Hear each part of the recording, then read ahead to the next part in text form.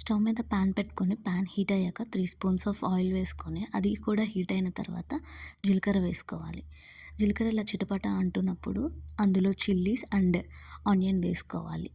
Onion golden colour వచ్చిన తర్వాత పసుపు వేసుకొని బాగా మిక్స్ చేసుకోవాలి. మనం ముందుగానే కట్ చేసి పెట్టుకున్న టొమాటో స్లైసెస్ వేసుకొని బాగా మిక్స్ చేసుకోవాలి. దానికి మధ్య మధ్యలో మ్యాష్ చేసుకుంటూ ఉండాలి. అండ్ అలాగే అందులో గరం మసాలా, జీలకర్ర పొడి, ధనియాల పొడి, మిరియాల పొడి, కారం, ఉప్పు వేసుకొని బాగా మిక్స్ చేసుకోవాలి. వాటర్ అంతా బయటకు వచ్చేంత వరకు మిక్స్ చేసుకుంటూ ఉండాలి. అందులో కొంచెం అల్లం వెల్లుల్లి పేస్ట్ వేసుకొని మిక్స్ చేసుకోవాలి. ఆ పచ్చివాసన పోయిన తర్వాత వాటర్ పోసుకొని బాగా కలుపుకోవాలి. అందులోకి ముందుగానే మనం తురుము బాయిల్డ్ ఎగ్స్ని కూడా వేసి బాగా మిక్స్ చేసుకోవాలి. అందులో అల్లం ముక్కలు అండ్ అలాగే కొంచెం నిమ్మరసం వేసి మిక్స్ చేసుకోవాలి. తర్వాత కొత్తిమీరతో గార్నిష్ చేసుకోవాలి. ఇలా చేసుకుంటే అండా కీమా కర్రీ రెడీ.